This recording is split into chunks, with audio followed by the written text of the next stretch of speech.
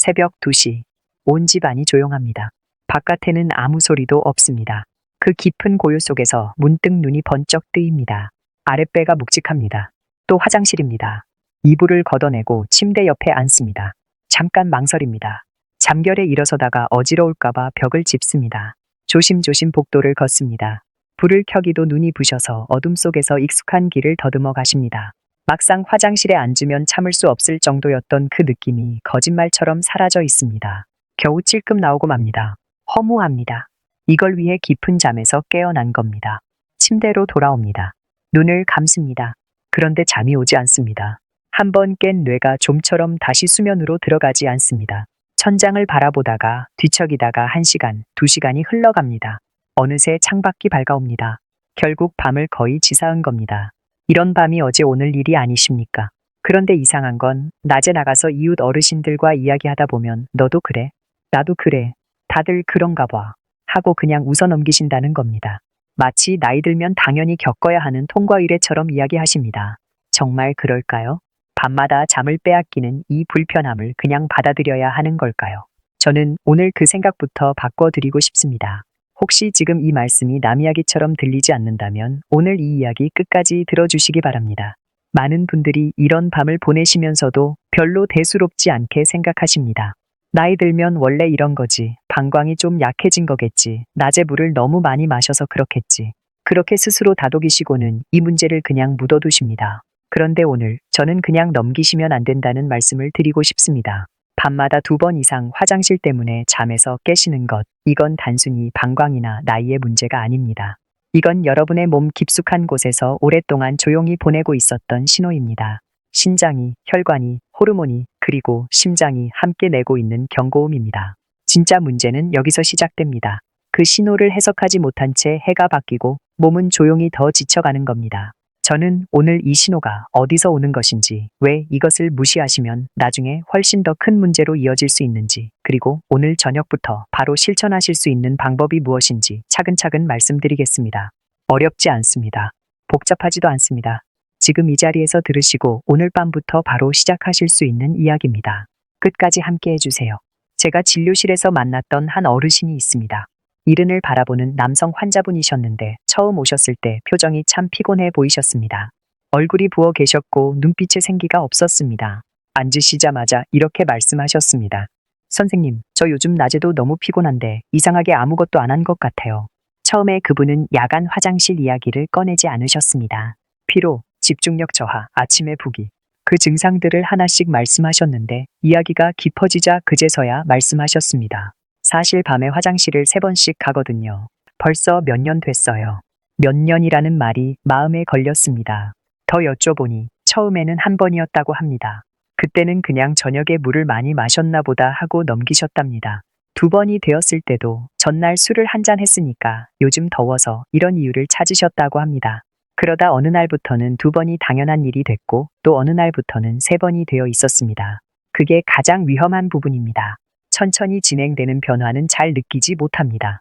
물이 조금씩 끓어오르는 걸 그 안에 있으면 알아차리기 어려운 것처럼 몸의 변화도 너무 서서히 오면 익숙해져 버립니다. 3번이 당연한 밤이 됩니다. 아침마다 붓는 얼굴이 그냥 내 얼굴이 됩니다. 낮에 졸리고 피곤한 게 그냥 나이 탓이 됩니다. 그 어르신의 경우 처음 신호는 훨씬 전부터 있었습니다. 다리가 저녁마다 묵직하게 부어 있었습니다. 오후가 되면 신발이 꽉 끼었습니다. 아침에 일어나면 눈꺼풀이 무거웠습니다. 이런 신호들이 하나씩 쌓이는 동안 몸은 계속 말을 하고 있었는데 듣지 못하셨던 겁니다. 밤마다 화장실에 가시는 그 행동 자체보다 그게 왜 생기는지를 알아야 합니다. 신호를 읽을 줄 아는 것. 그게 오늘 이 이야기의 첫 번째 목적입니다. 그런데 여기서 또 한 분이 떠오릅니다. 65의 여성 어르신이셨는데 밤마다 2번씩 화장실에 가신다고 하셨습니다. 이분은 그걸 아예 당연하게 받아들이고 계셨습니다. 친정어머니도 그랬고 언니도 그러니까 집안 내력인가 봐 하고 생각하셨다는 겁니다. 폐경 이후로 부쩍 심해졌는데도 호르몬 탓이겠지 하고 넘기셨고요. 그분과 이야기를 나누다 보니 공통점이 있었습니다. 저녁에 국물 음식을 즐겨 드셨고 잠들기 직전에 따뜻한 물 1컵을 꼭 드셨습니다. 건강에 좋다고 알고 계신 습관들이었습니다. 그런데 그 습관들이 밤마다 방광을 자극하고 있었던 겁니다. 이 부분이 중요합니다. 우리가 몸에 좋다고 알고 실천해온 일들이 때로는 생각지도 못한 방향으로 영향을 미칩니다. 나쁜 의도가 아니라 잘 몰랐기 때문입니다. 그래서 오늘 이 이야기가 필요한 겁니다.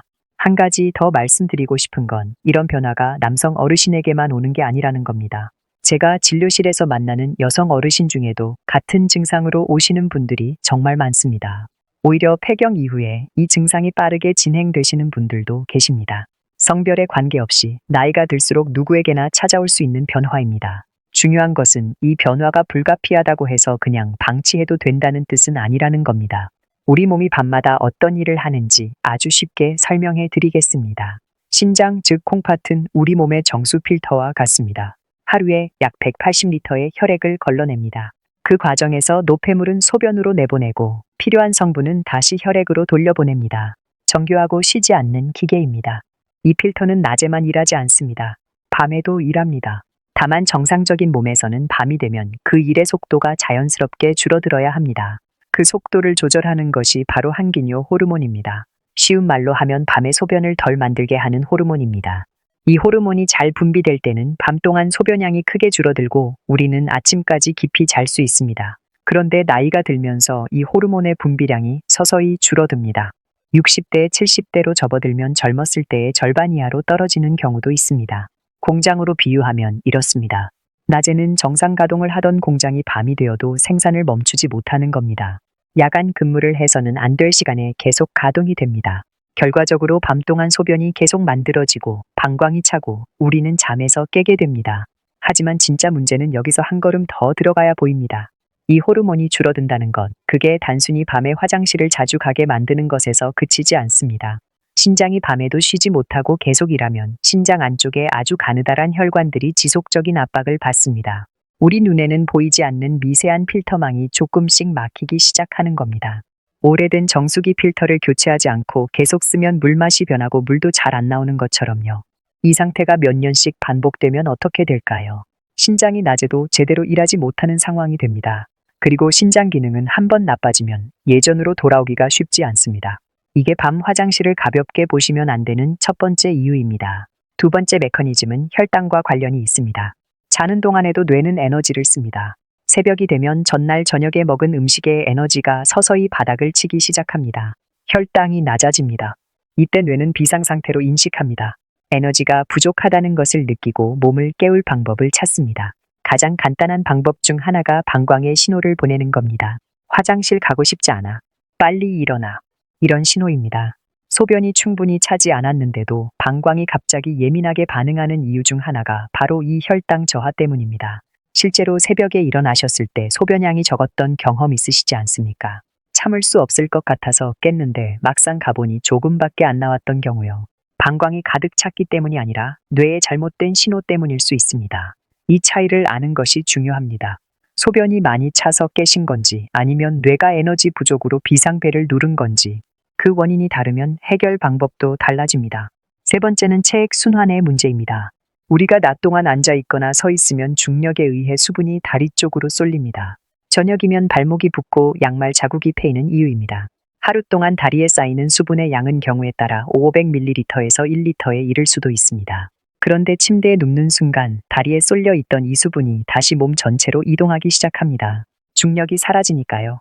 이 수분이 심장과 신장 쪽으로 올라옵니다. 신장은 갑자기 몰려드는 수분을 처리해야 하는 상황이 됩니다. 그래서 잠든 지 2-3시간 뒤에 첫 번째 화장실이 시작되는 겁니다. 이걸 모르시면 왜 잠들고 나서 꼭 2시간쯤 지나면 깨는지 이해가 안 되셨을 겁니다. 알고 보면 다리에 있던 물이 올라온 시간이 딱 그만큼 걸리는 겁니다. 이 세 가지 메커니즘, 즉 호르몬 노화, 야간 혈당 저하, 하지 부종으로 인한 체액 이동이 합쳐지면 밤마다 2-3번씩 깨는 상황이 만들어집니다. 하나만 있어도 힘든데 세 가지가 동시에 작동하는 분들도 계십니다. 몸은 그렇게 조용히, 그러나 쉬지 않고 신호를 보내고 있습니다. 밤에 화장실을 자주 가는 것이 단순히 불편한 문제로 끝난다면 그나마 다행입니다. 그런데 이 문제를 오랫동안 방치했을 때 몸에 어떤 일이 생기는지 알아두셔야 합니다. 우리 몸이 진짜로 회복되는 시간은 깊은 수면 중입니다. 이 시간에 성장 호르몬이 분비되고 손상된 세포가 복구되고 면역 기능이 재정비됩니다. 밤사이 몸이 하루의 피로를 씻어내는 가장 중요한 시간입니다. 2번, 3번 잠에서 깨면 이 깊은 수면 단계에 제대로 들어가지 못합니다. 잠의 양은 비슷해도 질이 달라집니다. 그래서 아침에 일어나도 개운하지 않습니다. 몇 시간을 자도 피곤한 이유입니다. 이것이 쌓이면 어떻게 될까요? 만성적인 수면 부족 상태가 됩니다. 면역력이 약해집니다. 집중력이 떨어지고 기억력도 예전 같지 않습니다. 기분이 가라앉고 쉽게 예민해집니다. 낮에도 졸음이 쏟아집니다. 이런 변화를 단순히 나이 탓으로 돌리기 쉽지만 그 뿌리는 밤마다 반복되는 수면 단절에 있는 경우가 많습니다. 여기서 한 가지 더 말씀드리고 싶은 게 있습니다. 밤에 자주 깨신다는 것은 화장실을 오가는 동작 자체도 문제가 됩니다. 어둠 속에서 잠결에 일어나 이동하는 일은 특히 어르신들에게 낙상 위험이 높습니다. 침대에서 내려오다 발이 꼬이거나 화장실 문턱에 걸리거나 어지러움이 오는 경우가 있습니다. 실제로 야간 낙상으로 인한 골절은 어르신들의 건강 수명을 갑자기 단축시키는 매우 심각한 사고 중 하나입니다. 밤에 화장실을 덜 가시게 되는 것이 단순히 잠을 잘 자는 문제, 그 이상인 이유가 바로 여기 있습니다. 더 깊이 들여다보면 심혈관 문제와도 연결이 됩니다. 우리 심장과 혈관도 밤에 쉬어야 합니다. 낮 동안 긴장 상태로 일한 심장이 밤에는 속도를 늦추고 회복할 시간이 필요합니다. 그런데 밤사이 심장이 계속 일하고 체액이 이동하고 혈압이 출렁이면 심장도 쉬지 못합니다. 오랫동안 이 상태가 반복되면 혈관에 부담이 쌓입니다. 심장 자체에도 영향을 미칩니다. 심장의 미세혈관이 지속적인 과부하를 받으면 필터 기능이 서서히 떨어집니다. 그리고 한 번 떨어진 심장 기능은 회복이 쉽지 않습니다. 이 단계에서 차이가 나타나기 시작합니다. 같은 나이에 두 어르신이 있다고 생각해 보세요. 한 분은 야간 화장실이 시작되던 초기의 원인을 파악하고 생활을 조정하셨습니다. 다른 한 분은 그냥 나이 탓이겠지 하고 수년간 방치하셨습니다.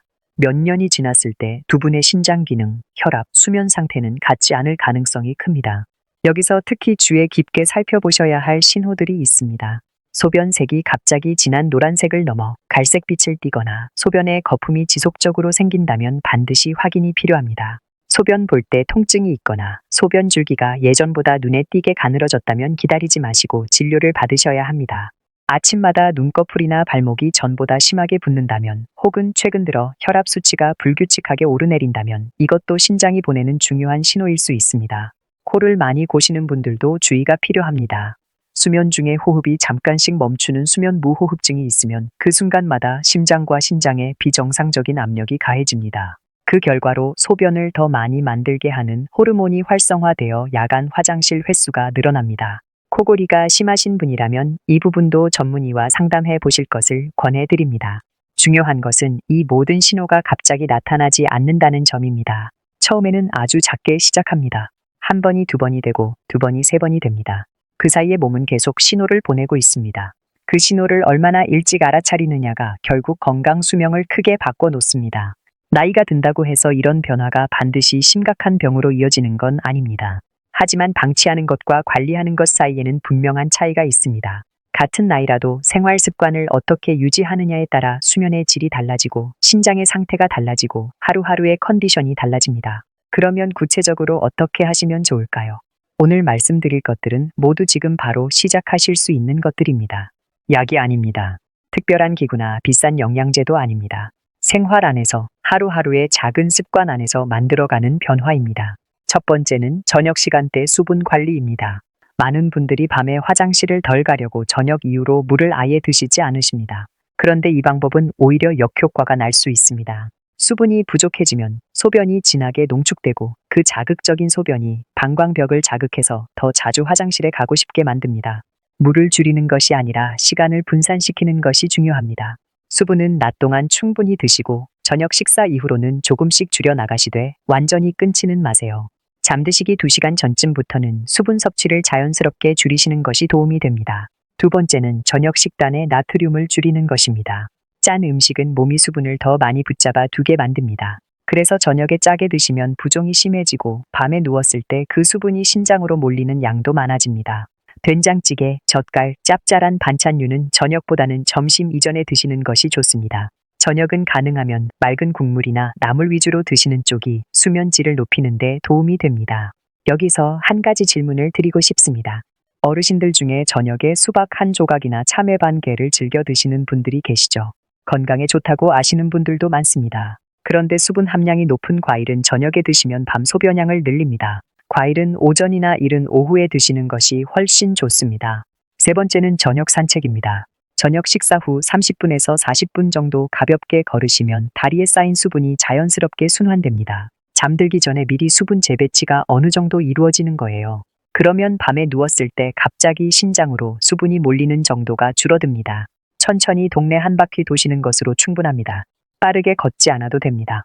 이웃분들과 이야기를 나누면서 천천히 걸어도 충분합니다. 몸을 조금씩 움직이는 것, 그것만으로도 다리에 쌓인 수분이 조금씩 풀립니다. 네 번째는 저녁에 다리를 심장보다 높게 두는 것입니다. TV를 보실 때 소파에 앉아서 발밑에 쿠션이나 방석을 두세 개 쌓아보세요. 다리를 심장 높이 이상으로 올려두면 낮 동안 다리에 쌓인 수분이 미리 순환됩니다. 하루 20분에서 30분만 해도 효과가 있습니다. 이렇게 하시면 밤에 누웠을 때 수분이 한꺼번에 몰리는 것을 예방할 수 있습니다. 이게 특별한 운동도 아니고 돈이 드는 것도 아닙니다. 드라마 보시면서 다리 올려놓는 것, 그것만으로도 내일 밤이 달라질 수 있습니다. 다섯 번째는 잠들기 전 종아리 마사지입니다. 잠자리에 들기 전 종아리를 발목 쪽에서 무릎 방향으로 가볍게 쓸어 올려주세요. 심장 방향으로 마사지하는 겁니다. 5분에서 10분 정도면 충분합니다. 미지근한 물로 족욕을 하시면서 함께 하시면 더욱 좋습니다. 다만 너무 뜨거운 물은 혈관을 과도하게 확장시킬 수 있으니 미지근한 정도를 유지하시는 게 좋습니다. 부부 어르신이라면 서로 번갈아 마사지 해드리는 것도 좋습니다. 잠들기 전 함께하는 모호분이 수면을 바꾸고 관계도 따뜻하게 만들어줄 수 있습니다. 여섯 번째는 잠들기 전 꿀 한 스푼입니다. 앞서 설명해 드렸듯이 새벽에 혈당이 낮아지면 뇌가 비상신호를 보내고 그 신호가 방광을 통해 나타납니다. 이걸 막으려면 밤 동안 혈당이 너무 빠르게 떨어지지 않도록 도와주는 것이 필요합니다. 천연꿀은 포도당과 과당이 함께 들어있어서 빠른 에너지 공급과 지속적인 에너지 유지를 동시에 합니다. 불을 금방 일으키는 불쏘시개와 오래 타는 장작이 같이 있는 것과 같은 원리입니다. 뇌가 밤 동안 에너지 부족을 느끼지 않으니 방광에 가짜 비상신호를 보낼 이유도 줄어드는 거죠. 꿀을 선택하실 때는 사양벌꿀이 아닌 천연꿀을 고르시는 것이 중요합니다. 제품 뒷면의 성분 표시를 한 번만 확인해 보세요. 시중에 저렴하게 판매되는 꿀 중에는 설탕을 먹여 키운 벌에서 얻은 것들이 있는데 그런 제품은 우리가 원하는 효과를 기대하기 어렵습니다. 드시는 방법은 간단합니다. 잠들기 30분에서 40분 전에 티스푼으로 한 스푼, 물 없이 그냥 입안에서 천천히 녹여 드시면 됩니다. 물에 타서 드시면 수분이 추가되고 뜨거운 물에 넣으면 꿀 속의 유효 성분이 파괴됩니다. 그냥 혀 아래서 천천히 녹이시는 것이 흡수도 빠르고 효과도 좋습니다. 당뇨가 있으신 분들은 꿀 대신 아몬드 7개를 천천히 씹어 드시는 것을 권해드립니다. 아몬드에 들어있는 마그네슘은 근육을 이완시키는 효과가 있고 아몬드의 지방 성분은 밤 동안 혈당을 안정적으로 유지해줍니다. 이미 신장 기능 수치가 나쁘게 나온 분들은 꿀의 양을 반 스푼으로 줄이시고 드신 다음 날 몸 상태를 꼭 확인하시기 바랍니다. 일곱 번째는 카페인 섭취 시간을 관리하는 것입니다. 카페인은 이뇨 작용을 합니다. 또한 각성 효과가 몸에 남아있으면 수면의 깊이가 얕아집니다. 카페인의 반감기, 즉 몸속에서 절반이 없어지는 데 걸리는 시간이 보통 5시간에서 6시간입니다. 오후 3시에 드신 커피는 밤 9시에도 절반이 몸에 남아있다는 뜻입니다. 가능하면 오후 2시 이후로는 카페인 음료를 줄이시고 보리차나 루이보스차처럼 카페인이 없는 음료로 바꿔보세요. 녹차도 카페인이 들어있다는 점 알아두세요. 건강에 좋다고 저녁에 녹차를 즐겨 드시는 분들이 계신데 녹차의 카페인도 방광을 자극하고 수면을 방해할 수 있습니다. 저녁 이후에는 옥수수차나 보리차처럼 완전히 카페인이 없는 것으로 바꾸시는 게 좋습니다. 이 7가지가 한꺼번에 부담스러우시다면 오늘 당장 딱 2가지만 시작해보세요. 저녁 산책 그리고 잠들기 전 꿀 한 스푼. 이 2가지만으로도 첫 주부터 변화를 느끼시는 분들이 있습니다. 아까 말씀드렸던 그 어르신이 생각납니다. 처음 오셨을 때 포기한 것처럼 보이셨던 그분이 두 번째 오셨을 때는 달라 보이셨습니다. 얼굴 붓기가 조금 빠져 있었고 눈빛에 작은 생기가 돌아와 있었습니다. 첫 주에 꿀 한 스푼과 저녁 산책을 시작하셨다고 하셨습니다. 선생님 아직 2번은 가는데요. 근데 처음으로 한 번은 아침까지 안 갔어요. 별것 아닌 것 같지만 그 한 번이 그분께는 오랫동안 기다려왔던 변화였습니다. 그 말씀을 하실 때 표정이 잊히지 않습니다. 오래 포기했던 무언가를 다시 찾은 사람의 표정이었습니다. 몇 년 만에 아침에 개운하게 눈을 뜨셨다고 하셨습니다. 가족들이 아버지 오늘 안색이 다르네 하고 말해줬다고요. 그분이 달라진 건 무언가 대단한 치료를 받아서가 아니었습니다. 몸이 보내는 신호를 이해하고 아주 작은 습관 하나를 바꾸기 시작했기 때문이었습니다. 우리는 몸이 한꺼번에 좋아지기를 바랍니다. 하지만 몸은 천천히 망가진 것처럼 천천히 회복됩니다. 며칠 만에 극적으로 달라지지 않더라도 방향이 맞다면 몸은 반드시 반응합니다. 변화가 오는 과정에서 어떤 날은 조금 나아진 것 같다가 또 어떤 날은 예전으로 돌아간 것 같을 수 있습니다. 그래도 괜찮습니다. 그건 실패가 아니라 몸이 새로운 리듬에 적응하는 과정입니다. 포기하지 마시고 꾸준히 이어나가주세요. 오늘 이 이야기를 통해 다시 한번 정리해 드리겠습니다. 밤마다 화장실 때문에 잠에서 깨는 현상의 뿌리에는 세 가지 원인이 있습니다. 항기뇨 호르몬의 감소로 인한 야간 소변 증가, 새벽 혈당 저하로 인한 뇌의 잘못된 각성 신호, 그리고 낮 동안 다리에 쌓인 수분이 밤에 신장으로 이동하는 체액 순환 문제입니다. 이걸 해결하기 위해서는 몸의 자연스러운 리듬을 되살리는 것이 먼저입니다. 약으로 증상만 억누르는 것이 아니라 몸이 밤에 편안하게 쉴 수 있는 환경을 만들어주는 겁니다. 저녁 산책으로 다리 수분을 미리 순환시키고 다리를 높이 두어 수분 재배치를 준비하고 나트륨 섭취를 줄여 부종을 예방하고 잠들기 전 꿀 한 스푼으로 밤 동안 뇌가 안정된 상태를 유지하도록 돕는 것. 이 작은 습관들이 모여서 밤의 질을 바꿉니다.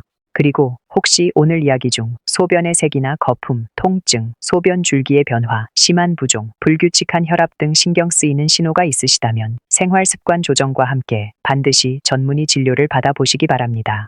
생활 습관 개선은 도움이 되지만 다른 원인이 숨어 있는 경우에는 정확한 진단이 먼저입니다. 그리고 오늘 이야기를 들으신 후에 스스로 점검해 보실 수 있는 것들이 있습니다. 지난 한 달 동안 밤에 평균 몇 번이나 화장실에 가셨나요? 아침에 일어났을 때 얼마나 자주 개운하지 않으셨나요? 저녁에 다리가 눈에 띄게 부었던 날이 얼마나 됐나요? 이 세 가지만 솔직하게 돌아보셔도 지금 몸이 어떤 상태인지 대략 느끼실 수 있을 겁니다. 여러분, 지금까지 정말 열심히 살아오셨습니다. 가족을 위해서, 일을 위해서, 앞을 향해서 달려오시는 동안 내 몸의 신호를 들을 여유가 없으셨을 수 있습니다. 아프다고 말하는 것도 사치처럼 느껴지셨던 시절을 버텨오신 분들입니다. 그 세월이 얼마나 대단한 것인지 저는 잘 알고 있습니다. 이제는 조금 더 나 자신한테도 귀를 기울여 주세요. 밤에 한 번도 깨지 않고 아침까지 푹 주무시는 것. 그게 거창한 목표가 아니라 오늘 밤부터 조금씩 가까워질 수 있는 일입니다. 내일 아침, 어제보다 조금 더 가볍게 눈을 뜨실 수 있기를 진심으로 바랍니다.